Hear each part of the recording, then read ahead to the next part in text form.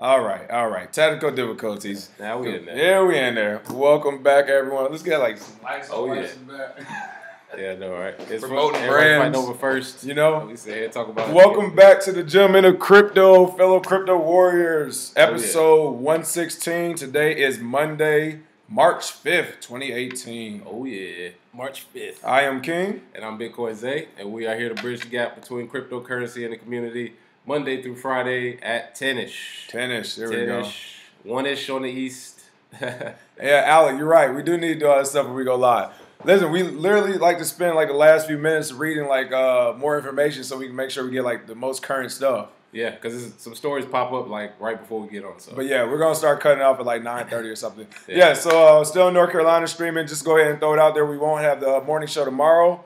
Well, actually, will we? Yes, we will. That's a lie. We should, but yeah, we'll see. Yeah, we'll have it tomorrow. Yeah. I keep looking at the laptop. I guess I'm looking at the camera. All right, there we go. What's going on today?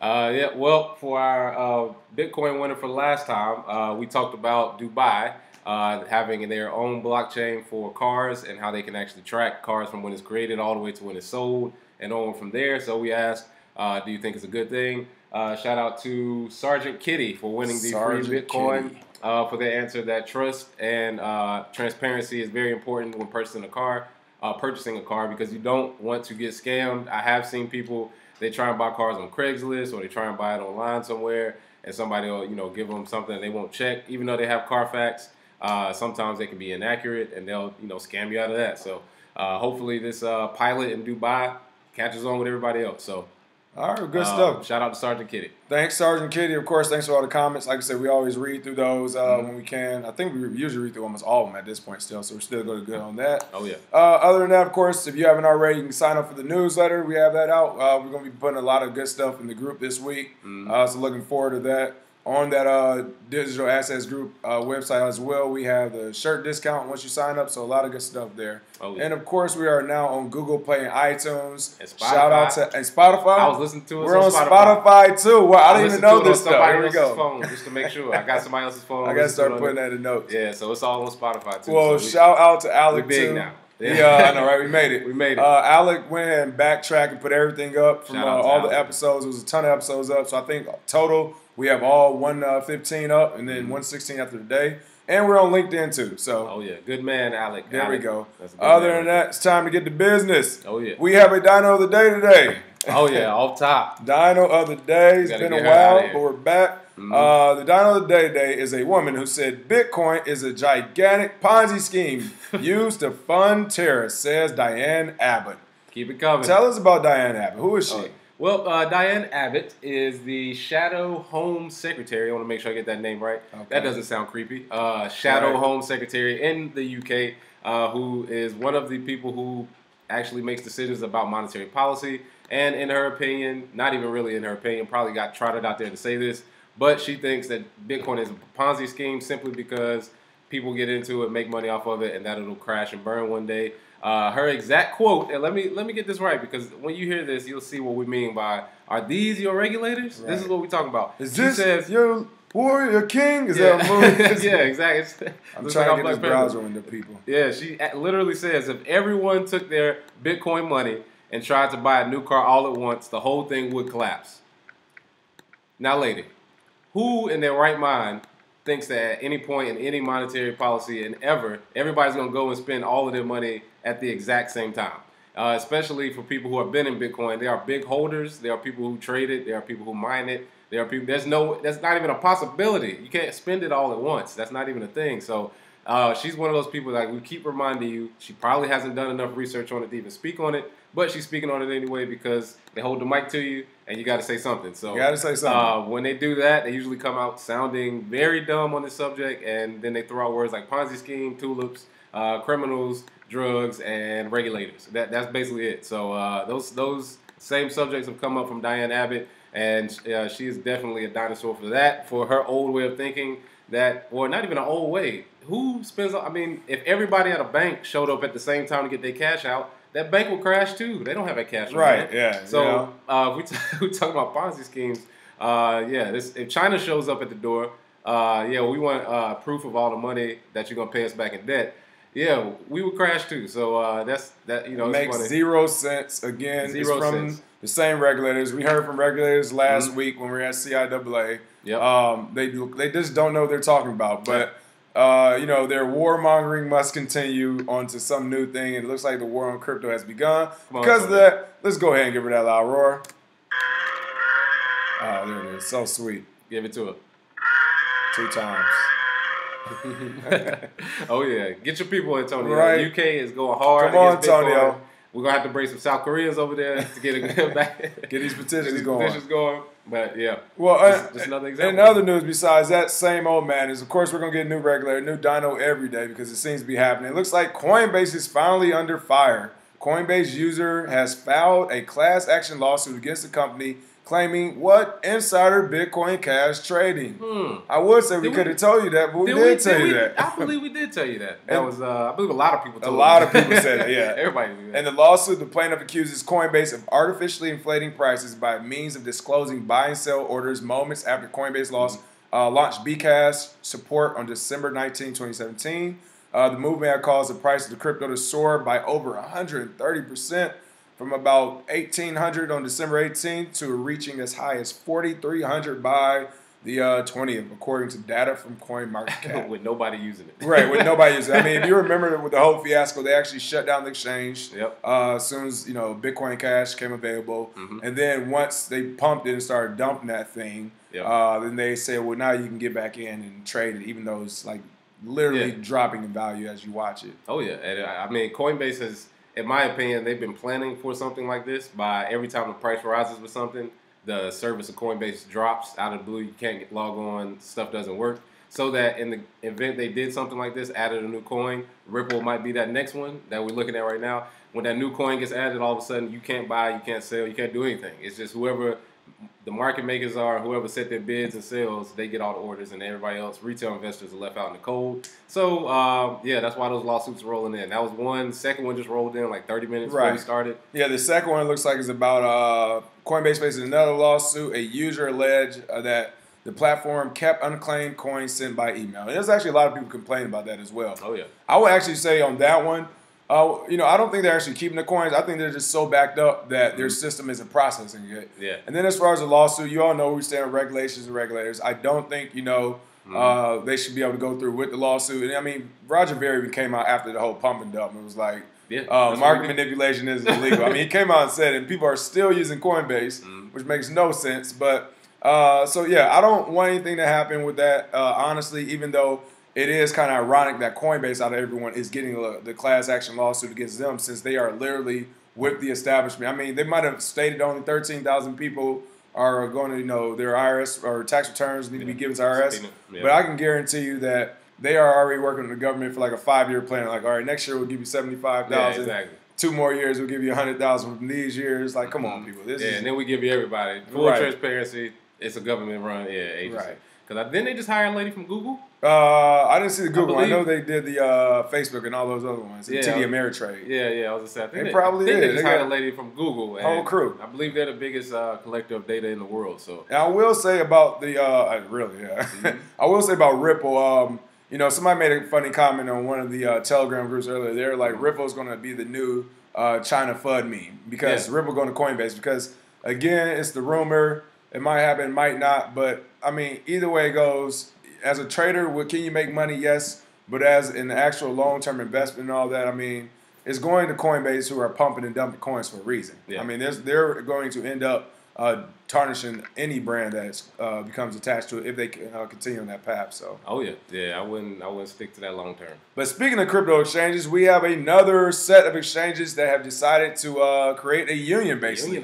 Registered crypto exchanges join forces to self-regulate the local market in Japan. 2 trade groups in Japan's cryptocurrency industry have agreed to form as a not named yet unnamed organization next month that will self-regulate the local crypto market in conjunction with Japan's Financial Services Agency, the FSA. Local news outlet Nikkei Asian Review reports. The trade groups looking to self-regulate, it says one of them is a Japan Cryptocurrency Business Association, represents 16 registered crypto market operators. Wow. They're going to basically work together to set industry-wide investor safety standards, of course, ICO standards, and they're saying they get approved by the regulatory body, then they will be able to prohibit certain virtual currencies from being used by registered crypto operators in the country if, for example, the coins are suspected of being used in money laundering.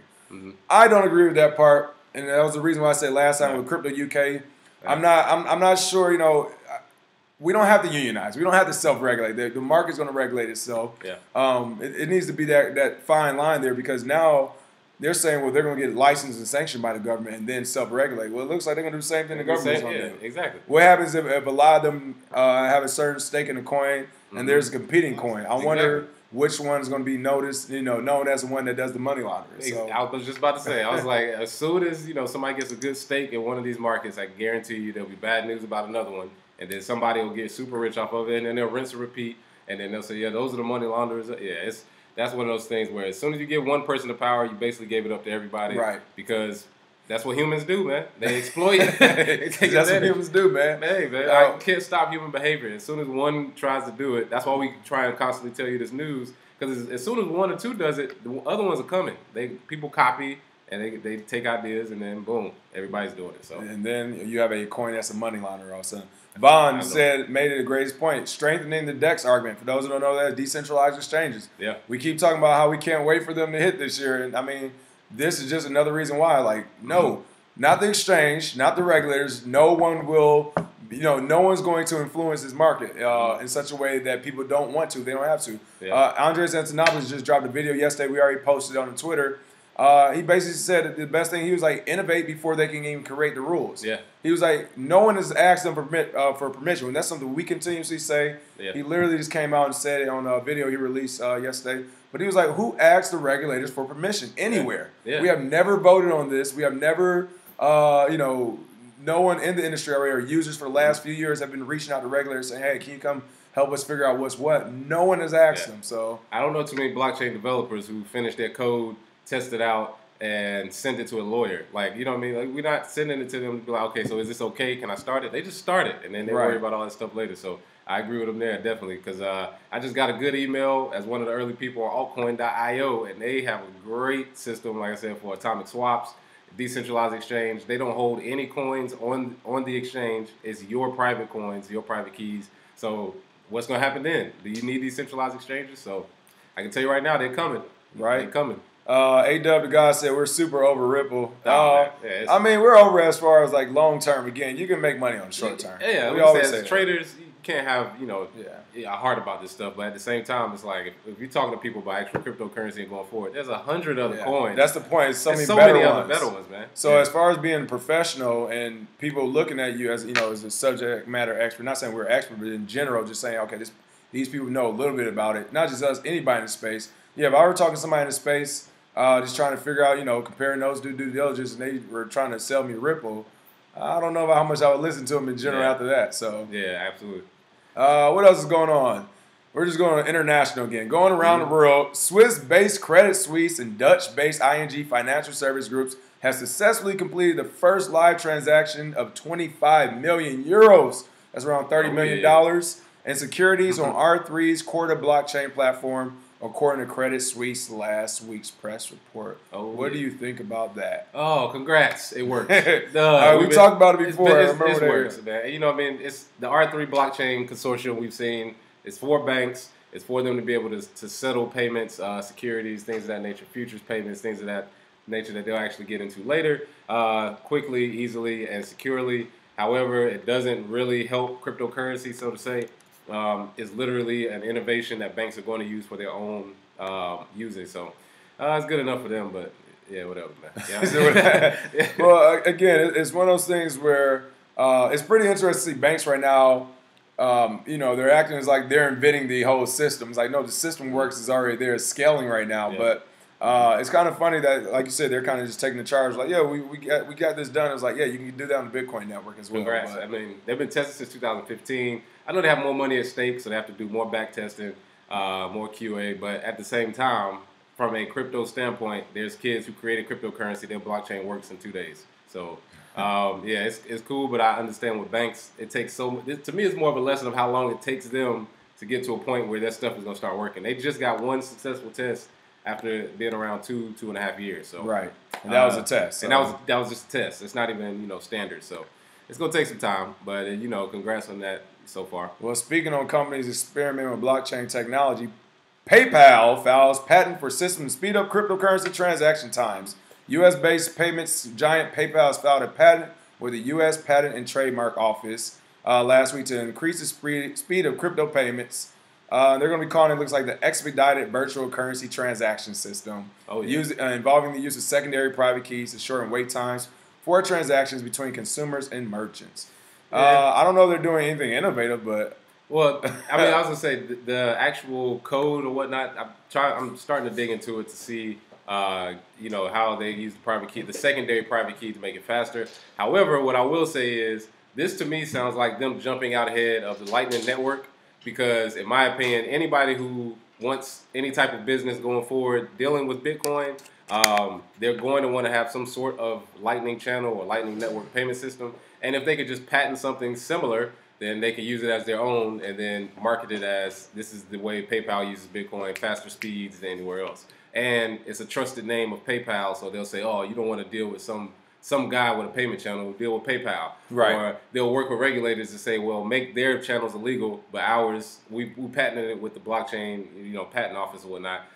So you use ours. It's just a long-term place that they can put out mom and pop payment channels. However, I will say they're not the only ones. Bank of America has 43 patents on blockchain technology. I think MasterCard has 27, IBM has 27. So a lot of the components of blockchain technology that make it possible, it looks like they're just making patents around something similar so that they can call their own and make money off of in the future. So even though it is something innovative, so to say, these companies are sneaky, man. They got to make money. So these patents are cool, but it's like we got people who are already committing stuff to Bitcoin that have done that. So right. Well, I mean, it looks like a few more popular South Korean chat app operated Kakao. I remember we talked about them before as well. Yeah. Are launching a blockchain subsidiary. Kakao, the service provider for major South Korean mobile messaging app Kakao Talk, will be establishing a blockchain subsidiary tentatively named Kakao Blockchain. Get out of here. And is considering launching an initial coin offering. Man, just throw blockchain on it. It's all good. Yeah. I mean, blockchain stimulus package. Yeah, because I mean, they have Kakao. Let's see, they're looking probably to have a Kakao coin. They have Kakao Talk, Kakao Drive. Let's see, Kakao Games. They got a bunch of different industries where they could implement that coin, and you would need that to pay for it. But we've discussed this before as far as companies implementing their own coin. But throwing blockchain in there is just like, come on, man, it's like a cheat code right now. I mean, it's like the blockchain gained 80% in the stock market. Charles Oglesby said, if blockchain is the internet of money, but nobody has monetized the internet, how is there value in the blockchain? Well, first, Bitcoin is the internet of money, not blockchain. Not blockchain. Yeah. But as far as monetizing, how do you find value in blockchain? I mean, it's about saving money just as much as it is making money. If I saw a story talking about, I guess, a meat factory in whatever country is using it to track all the meats from, the time it's cut, inception, to the time it's delivered to a market or whatever and gets to your table. So if you can track that type of stuff and keep up with how much you're spending on it, basically all supply side of the house, then yes, you already will save your business tons of money, especially if you talk about going over to crypto payment systems with other merchants that you're using. Right there, that's going to save in time and transfers, transfer fees, etc. So, and as far as monetizing the internet as it currently is centralized with the ISPs. Right. So it is being monetized to an extent, but there are people working on decentralized internets and decentralized systems where you can go outside of the internet we use now, which will be all monetized. Kim.com has something he's working on with that. Some of the biggest developers in the world are working on this, because to me, I've always said that's the final blow that will basically get rid of all the central part of it is if we don't even need your internet, then it's really over from there. So Bitcoin is just the start of that. And in my opinion, in the blockchain space, that is where you'll get most of your monetization. People paying for it through that. So the answer, KH asks, is anyone bearish on Bitcoin right now? Yeah. And what was that? Oh, well, I was going to say, Anari just threw an IPFS. File storage systems like Filecoin and some of these other cryptos that are working on that. That's another way you can store your files without the use of a centralized internet, and people can access them. That's plenty of ways to monetize it there, but still being worked on, still early. Right. So KH asks, is anyone bearish Made on safe, Bitcoin? yeah. And then A1 Dub said, hey, fellas, are we in a crypto recession? So bearish on Bitcoin, I would say no. And crypto recession, also no. I mean, it's only been a couple months since we hit 20K. Yeah, I mean, so yeah, 20K, the speed at which we went there is not very surprising. It went down to 6,000. And in my opinion, right now we're doing the sideways movement after some bullish pushes, but you still need confirmation. Like I said, people have different time frames, but we've always kind of told you, you know, when that confirmation comes, you'll know it. However, no, not bearish. Definitely not. Not long term. It's too much. Too many good innovations going on. Yeah. Here's a couple articles that will make us not be bearish as well. It's possible scam at South African investment group leads to $50 million loss. Nearly $50 million in crypto assets have reportedly been stolen from investors who put their money into the Bitcoin investment group BTC Global. The South African Sunday Times reported. They said the sole manager of the investments of the company was a forex and commodities trader, Steve Twain, from whom investors received irregular payments until Twain disappeared altogether in February. Like, this is like some movie type stuff. 27,000. Yeah, more than 27,500 people from South Africa, Australia, and the United States have reportedly been swindled by one of the biggest Bitcoin scams to hit South Africa. And the reason why I'm bullish on the stories like that is because if 27,000 people are giving their money to a no-name named Twain, I am sure there are many more who will just go straight into the crypto market and buy into it. But seriously, I mean, it's kind of crazy seeing that. Again, we know this is the Wild West. There's scams, there's schemes, there's all types of stuff going on everywhere. So yeah, I mean, make sure you do your due diligence on the people you invest with. You choose to invest with people, or you know, join our newsletter and digital assets group where you can just get the information for yourself and use it. But I mean, it's seriously the Wild West out there. That's crazy. Yeah, because if people, I mean, that's the thing about the Wild West. If people are just throwing money at it, like people, you know, were back in the actual days of the Wild West, then that's how you know something is at least valuable. You may not have all the stuff worked out, but you know it's valuable because people are just throwing their money at it. And in my opinion, that came after the tech. So the tech was already proven valuable, and then the people came, and they're still getting money taken away like that. 50 million, like, come on. What was the last scam somebody had? The BitConnect. I mean, people, how much was into that? 300 million or something crazy, and, you know. So there we go. Appreciate it, Crypto Jack. Crypto Jack says, "Smash the likes, people. We need to spread more awareness from. Thank you. We always forget to say it. Much appreciated."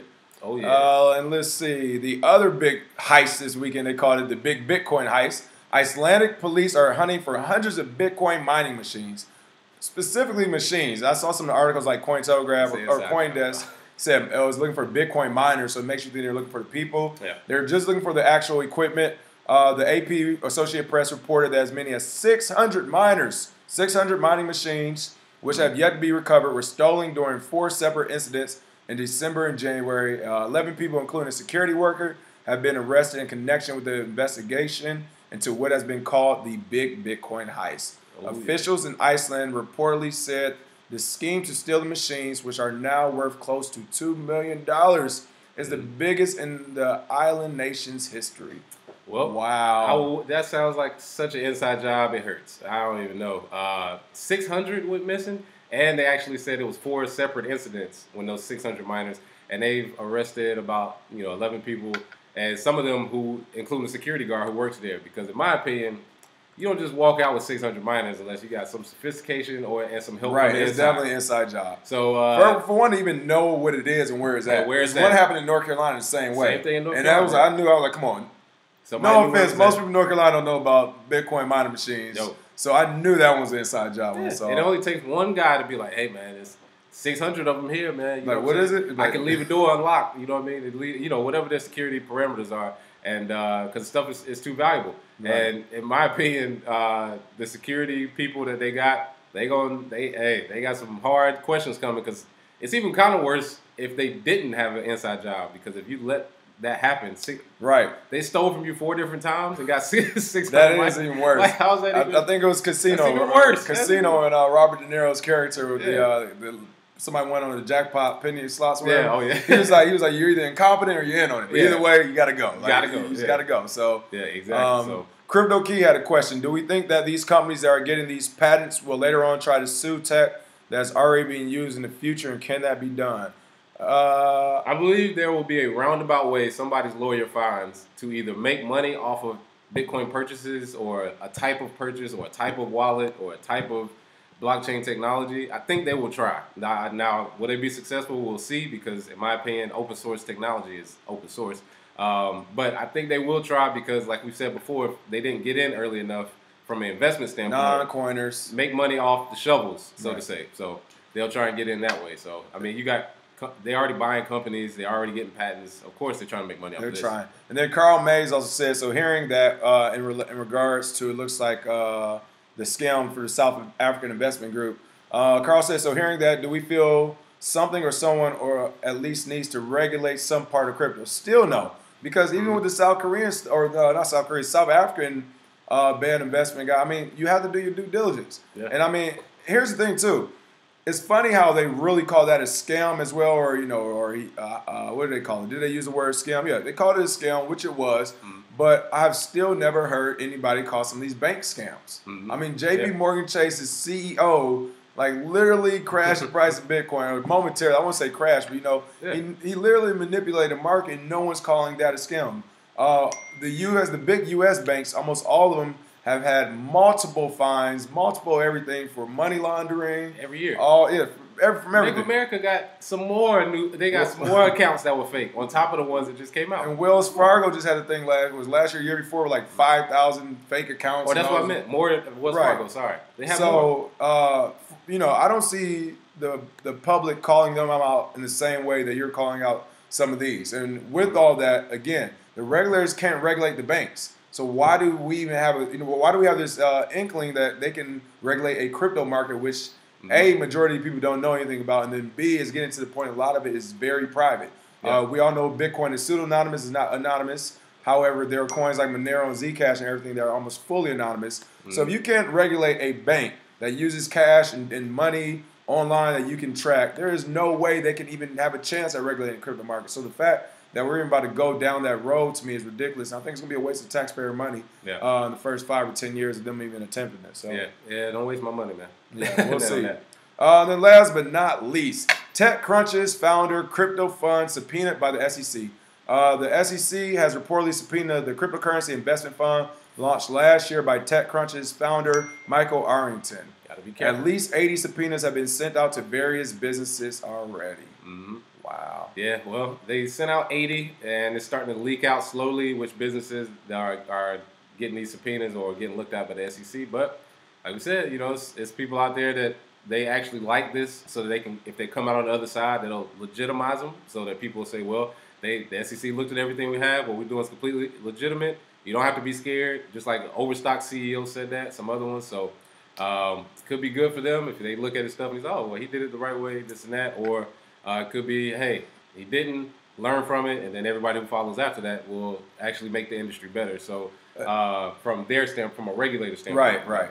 From our standpoint, like, how ridiculous why so is nosy, it? bro? Yeah, well, again, so they basically said we're going to go after the top 80 companies who have started funds who are making money. Yeah. It's as simple as that. It is the biggest, like, this is right now, it's about to turn to one of the biggest shakedowns in history from our government that I've ever seen. Yeah. And I mean, it's literally just happening in front of people. Gangster. They about to gangster some of these people. Right, so Carl May said, unfortunately, people are not as detailed as everyone, so it presents a problem when it comes to the mass population. No, that's true. Scam artists and all that does present a problem, but here's the thing.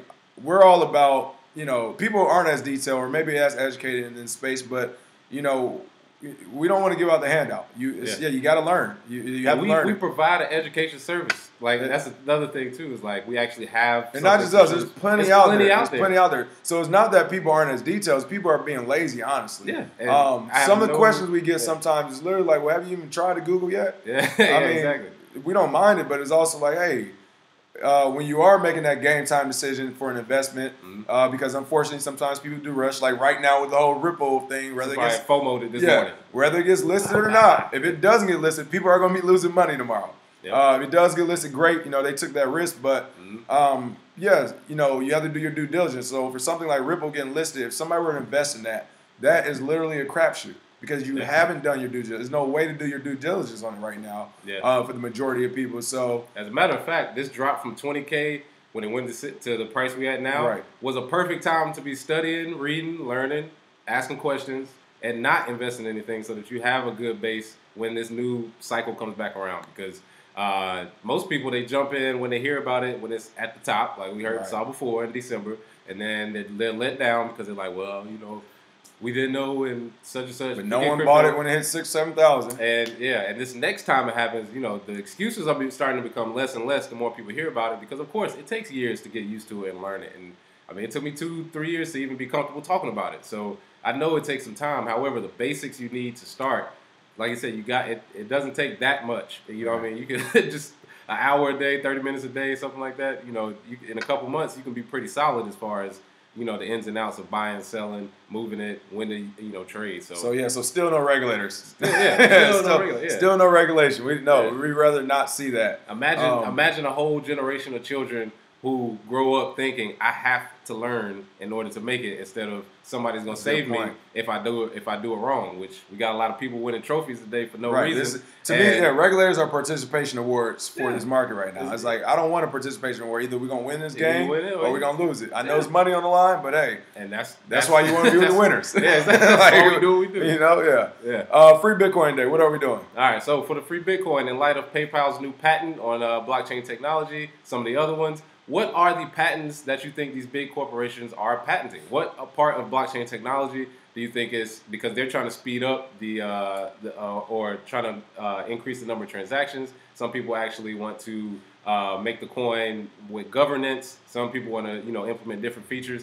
What patents do you think these companies are putting on blockchain or Bitcoin, so to say? Put your public address. I'd be interested to hear what you think some of them are, because when they come out, people will see definitely the aspects they thought were most important. So put that public address, we'll send that to you. So shout out to Sergeant Crypto. He said pays be a winner, especially with your screen name already, but just saying that you must have been in the military somewhere. Yeah. Because that's what they always say, it pays be a winner. And it's true, because if not, you die. So other than that, Ray said a great comment too. He said scammers are educators too. That's true. Some of the best lessons I've personally learned in crypto, I lost a ton of money from something, but I learned a lesson real quick. I guarantee you, everybody who lost money in BitConnect learned a valuable lesson. They're going to move in an entirely different fashion moving forward with their investments. So that's true as well. Oh, yeah. And let's see. Everybody got to pay tuition. Yep, there we go. That's all it is. There we go. Hoorah, Marines. Other than that, that is our show for today. We will see you all tomorrow. I took that back earlier. We will see you tomorrow morning. At 10-ish, we'll be back on the West Coast. We're going to be flying out here later on. Oh, yeah. And be back to business. So can't wait until then. Let's see what happens to the market. It looks like earlier we were holding out at about 11,500 bucks, you know, plus or minus a couple hundred here and there. But again, we are slowly accumulating people. So, you know, make sure if you are investing, do it slowly and steadily. Because when that next big pump comes, we feel like it's going to be a very big one. Oh, yeah. Visit krbcrypto.com. There we go. You want to get ahead. Cheers. Have a good one.